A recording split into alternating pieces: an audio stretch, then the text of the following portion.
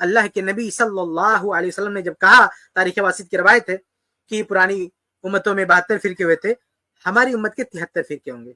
اللہ کے نبی صلی اللہ علیہ وسلم نے کہا جب 73 فرقے ہوں گے تو کہا یہ سب کے سب جہنم میں جائیں گے الا الفرقۃ الواحدہ، سوائے ایک فرقہ کے، سوائے ایک فرقہ کے. مطلب کیا؟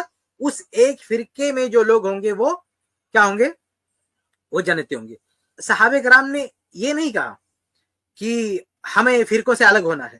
صحابہ کرام نے یہ کہا کہ اس فرقے کی علامت کیا ہے، وہ کون ہوگا. ما تلک الفرقہ، تو یہ صحابہ کرام نے کہا وہ فرقہ کون سا ہوگا. صحابہ کرام نے سوال یہ کیا وہ فرقہ کون سا ہوگا.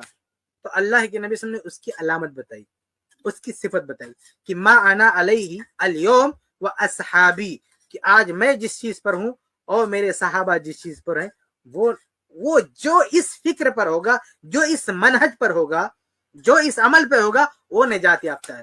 تو اللہ کے نبی صلی اللہ علیہ وسلم نے یہ تو نہیں کہا کہ 73 فرقے ہوں گے تو سب سے نکل جانا. ہاں ایک فرقہ ہوگا صحیح. ہاں یہ تو نہیں کہا کہ سب سے نکل جانا، یہ کہنا نہیں سب سے نکل جاؤ. اللہ کے نبی صلی اللہ علیہ وسلم نے کہا کہ پہلے 72 بنائے ابھی 73 بنیں گے.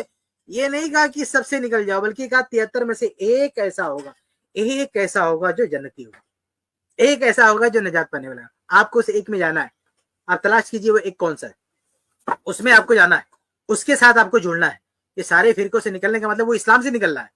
جب اللہ کے نبی صلی اللہ علیہ وسلم نے مسلمانوں کے 73 فرقے بتا دیا اور کوئی کہتا کہ میں 73 میں سے کسی میں نہیں، تو کہاں ہے اسلام میں ہے کہاں؟ تو اسلام سے نکل گیا.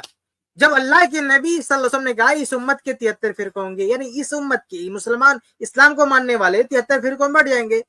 مطلب کیا ہے؟ اگر ان 73 میں سے کسی میں بھی نہیں ہے تو کیا ہو جائے گا؟ وہ ان سب سے باہر ہو جائے گا، وہ ان سب سے نکل جائے گا.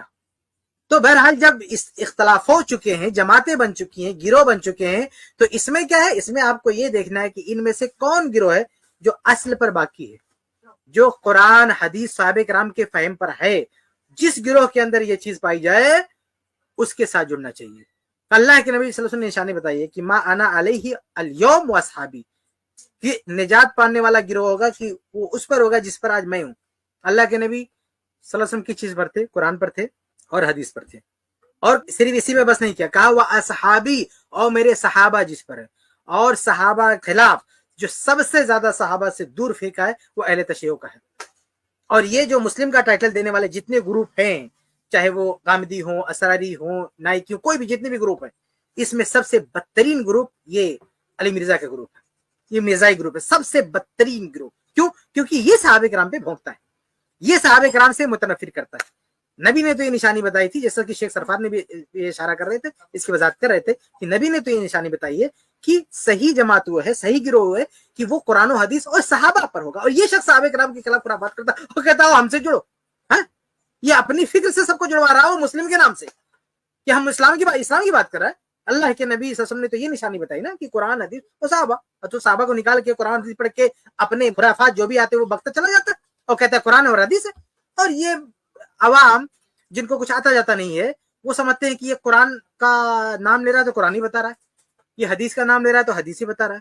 یعنی جو بھی مفہوم چپکا دیا ان کو وہ مفہوم کو ویریفائی نہیں کرتے، صرف حوالہ کو جا کے ویریفائی کرتے کہ یہ آیت پڑھا، ہاں آیت تو قرآن میں ہے. ارے آیت سے جو مفہوم چپکا دیا اس کو کون سمجھے گا؟